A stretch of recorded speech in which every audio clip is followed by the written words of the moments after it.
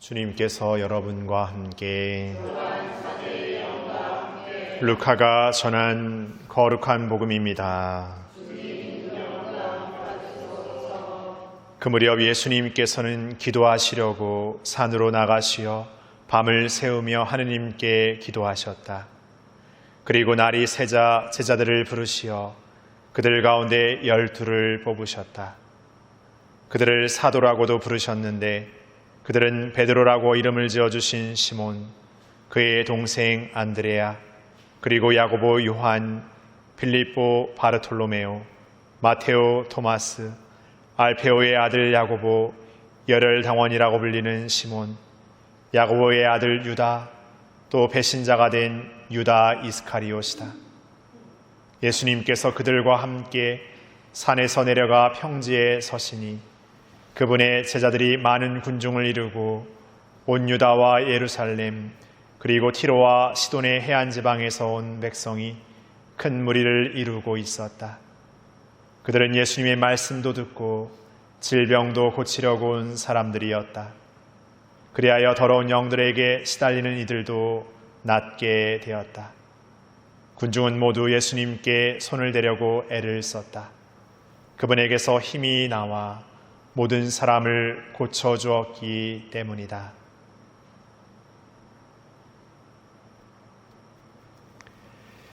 주님의 말씀입니다.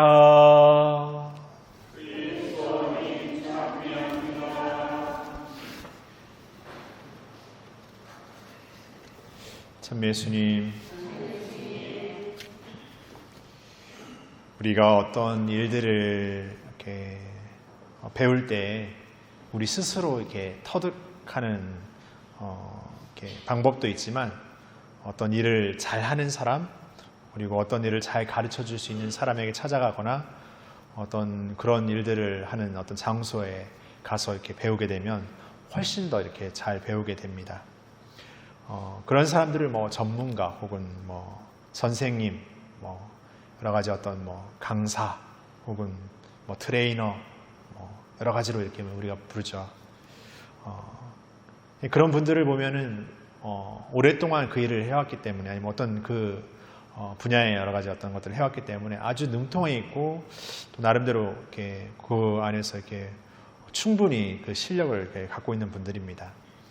그래서 때로는 그분들은 이제 더 안 해도 그냥 어떻게 보면 갖고 있는 것만으로 충분히 이렇게 뭔가를 잘 할 수 있을 것 같고 그냥 더 할 나위 없이 그냥 이미 충분한 것 같은 어떤 그런 모습으로 보여지기도 합니다. 물론 어떤 경우에서는 그 일을 계속해서 어떤 연습하거나 하지 않으면 유지할 수 없는 일도 있습니다만은 많은 경우에는 그냥 이미 어느 정도 실력이 닿으면 그것으로 그냥 줄 수 있는 것 같습니다. 왜 이런 얘기를 말씀드리냐면은 예수님에게 있어서 기도라는 삶은 우리의 인간적인 생각으로 예수님 기도하지 않으셔도 하나님 외아들이시니까 다 이렇게 알아주실 것이고 또 이미 그분 스스로가 하나님과 일치되어 있는 분이시기 때문에 더할 나위 없이 어떤 더할 뭐가 있을까 싶은 어떤 생각이 있습니다. 그러나 예수님의 삶은 매 순간순간 그리고 아주 중요한 순간들에 그 누구보다 하느님과 늘 가장 머무는 그 기도의 삶을 실천하신 분입니다. 그러니까 우리의 이 신앙의 삶이 예수님이 따르는 삶이 될 때 그 기도의 삶이 된다는 것을 그냥 말씀만 하시는 것이 아니라 보여주시는 것이죠.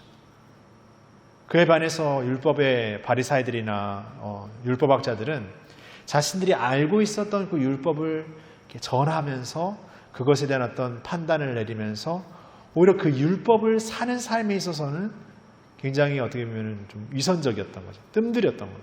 그냥 충분히 그동안 내가 다 알고 있으니까 이미 내가 그것을 다 이렇게 어떻게 보면 경험했으니까라는 어떤 그런 생각과 논리인지는 모르겠습니다만은 그 가르침의 삶을 그들 스스로의 삶으로서 살아내기보다 뭔가에게 주입시키고 강요하고 어떤 면에서 판단 짓는데 잣대로 쓰는 그들의 모습이었어요. 그런 면에 반해서 예수님의 삶은 끊임없이 우리가 살아야 될 삶을 예수님 스스로가 보여주시는 분뿐만이 아니라 우리에게는 피하고 싶은, 어떻게 보면 십자가라는 삶 역시도 당신 스스로가 먼저 선택하시고 그 길을 위해서 어떤 무엇에도 굴하지 않는 삶으로서 이렇게 항구하게 나아가시죠.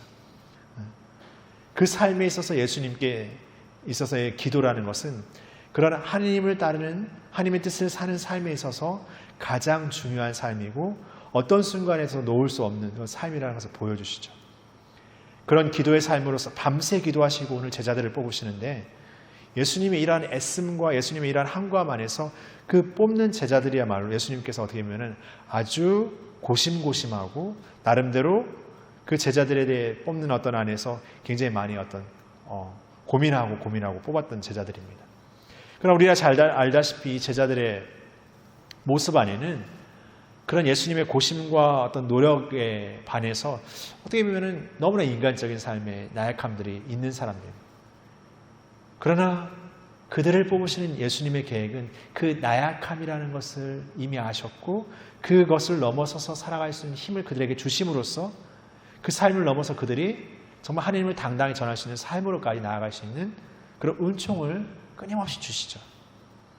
마치 우리라는 존재를 하나님께서 부르셨다는 것은 우리의 약함, 우리의 부족함을 모르셨던 것이 아니라 그럼에도 이 나약하고 부족한 우리가 하나님의 뜻을 살 수 있는 힘을 바로 그분께서 주시고 또 살아가도록 하시고 당신 스스로가 지는 십자가의 삶을 우리의 십자가를 지는 삶을 통해서 진정한 부활의 기쁨, 영원함의 기쁨으로 완성될 수 있다는 희망을 끊임없이 우리에게 주시는 것이죠. 그러니까 예수님께서 고심하시고 어떻게 보면은 굉장히 끝까지 어떤 고민하시고 선택하셨던 그 12제자는 예수님의 어떤 판단 미스가 아니라 예수님은 그런 우리를 끝까지 사랑하시기 때문에 그 나약한 우리의 존재를 하나님의 자녀, 하나님의 뜻을 사는 존재로, 그 귀한 존재로 온전히 완전히 변화시켜 줄 수 있는 바로 그분이시라는 것이죠. 그래서 오늘 우리가 약하지만 때로는 우리가 너무나 부족하기 때문에 끊임없이 예수님 안에 머물고 그분 안에서 새롭게 그분을 만나고 그분과 함께하는 삶 안에서 우리의 일상으로 나아가서 그 삶을 더 용기 있게 실천할 수 있는 힘도 그분께서 주신다는, 우리는 끊임없이 우리의 약함과 부족함 안에서 그분을 만나야 된다는, 그분 안에 머물러야 된다는 그것을 오늘 복음은 우리에게 예수님을 통해서 몸소 우리에게 보여주시고 가르쳐 주시지 않은가 생각합니다.